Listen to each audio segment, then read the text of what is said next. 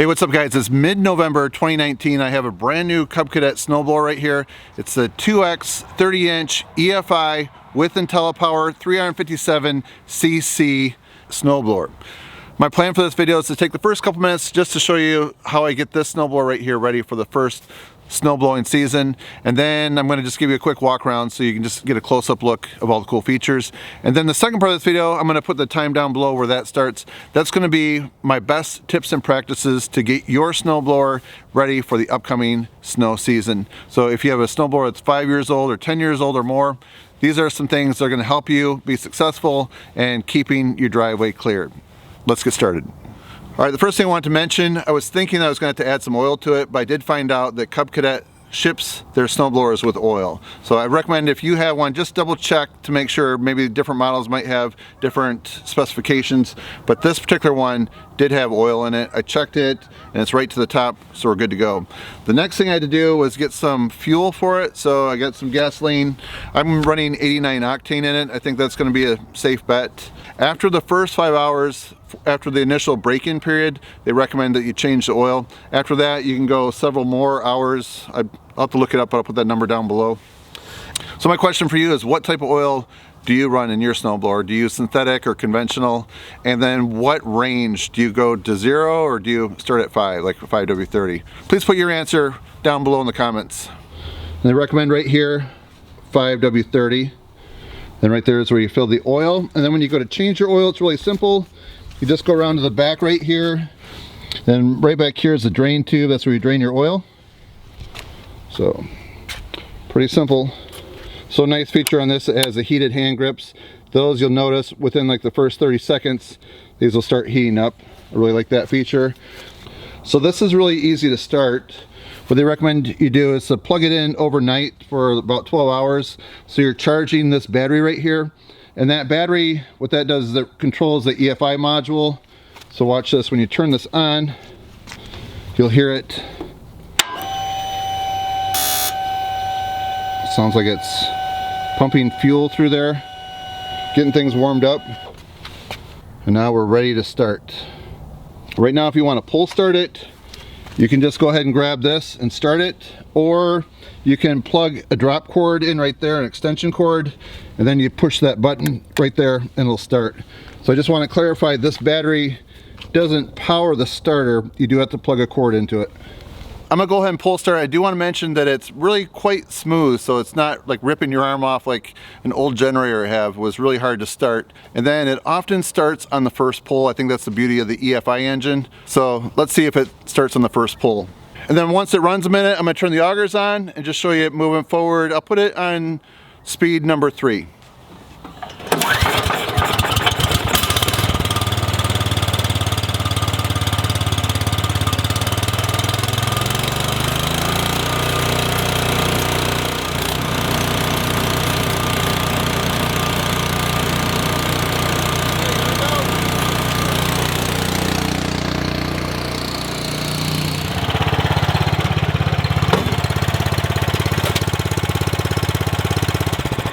What I like about the snowblower, has those 2 bright lights up there and this bright light right there.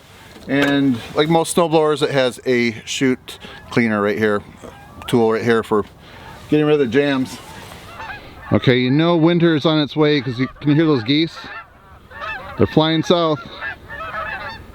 So now we're going to take about 25 seconds or so. I'm going to just give you a quick look at some of the features on this. And some of the footage I captured was from a few weeks ago when we had a little bit of snow. So let's go to that, and then we'll go to part 2, showing you how to get your snowblower ready for the winter season. Let's go.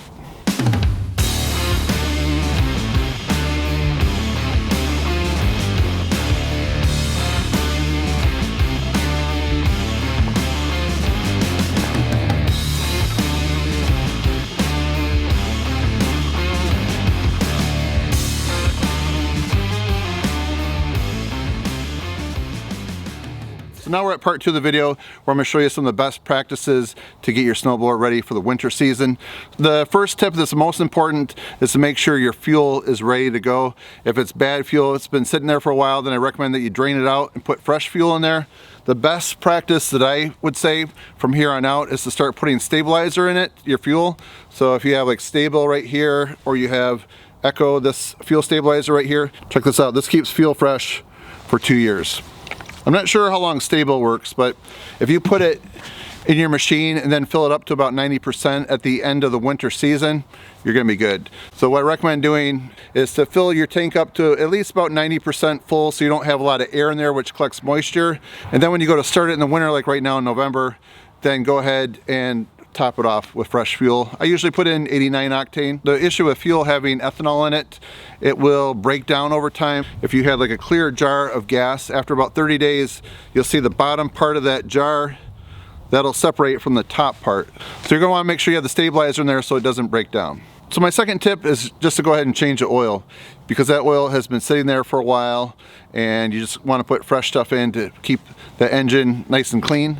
Another thing that I recommend doing every year is to change the spark plug. It's only one, it's pretty easy to do. Just pull it off, take the spark plug out. Make sure you gap it when you put the new one in, and you're good to go. And since this is brand new, we haven't had any wear right here on the skid shoes. The cool thing with this right here is you can actually flip those around. Once this wears down some, you can flip that side to the bottom. So that way you get twice the life. Okay, so let's take a look at the auger. Cub Cadet recommends taking the shear pins out, inspecting them, and then also using like a 3-in-1 oil in here to put some oil and lube up the different parts like the spacer bars. And then in the shear pins, it's probably a good idea just to put some 3-in-1 spray in those and then put the shear pins back. And this snowblower comes with 2 extra shear pins, so it's a good idea to have a few on hand, because if you happen to hit a big chunk of ice and it jams this right here, it'll break that shear pin. So instead of causing damage to the gearbox, it'll break the shear pin. So all you do is shut the snowblower off. Then over in the back right here, there's storage for a couple shear pins. So I recommend having those 2 ready to go. So you just take those and then pop them in place. Let's say you broke that one right there. Just pop it, put that in there, and you're off and running again. And I recommend finding your owner's manual so you can check the gearbox, so you can see how you oil that. If you have any grease Zerk fittings, look for those and put some grease in each one. And then I recommend that you check your tires beforehand, make sure they're properly inflated, make sure they're holding air. So the last thing you want is to have to run out in a snowstorm to get these things fixed. Another thing to check on a regular basis is the muffler. Just listen for different sounds, so when it's cool, touch that, make sure everything's nice and solid, nothing's rattling around. Then it's important to go around with some 3-in-1 oil, so different moving parts like cables, you can see that cable right there, to put some fresh oil or spray on that to keep that from corroding or rusting, keep that moving free. So right now the scraper bar is off the ground, probably about a 1/2 inch or so. You're going to want to inspect that on your unit and see if that needs to be replaced or adjusted. I could raise it up a little bit more for gravel, but we'll see how that works to start. So all these parts are available through Cub Cadet if you want to get replacement shoes or a replacement scraper bar. So right now we're a few days away from Thanksgiving and it's only like 5:30 p.m. It's getting dark out already. So it's such a beautiful night though. I want to stay out here for a little bit under the light. And I'm going to show you the belt inspection. Underneath this cover right here is where we're going to inspect the belts. It looks like we have 2 bolts to remove. So let me go grab some sockets. Looks like a 3/8 socket. All right, let me go to the other side, take the other one off. Okay, now we're just going to slowly remove this. Okay, just have to wiggle that out of there a little bit.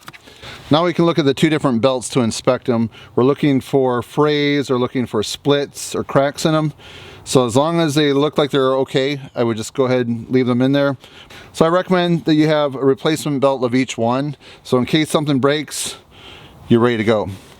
So I'm hoping you can see this, but these belts are brand new.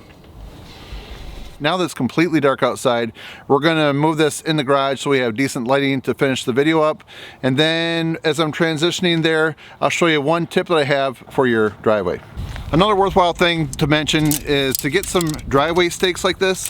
So if your ground hasn't froze yet, even though I've driven down this driveway 1,000 times, underneath all that snow, I kind of forget exactly where that curve is at. So if you have these down right here, then you know right where the edge is at, so you can run your snowblower right along that line and not get into the lawn. So I recommend getting some of these. They come in all various sizes and different colors as well. And then also, if you're using these year after year, you might want to put on some leather gloves, because sometimes you can get these little fiberglass splinters, which aren't fun. So just want to pass that along.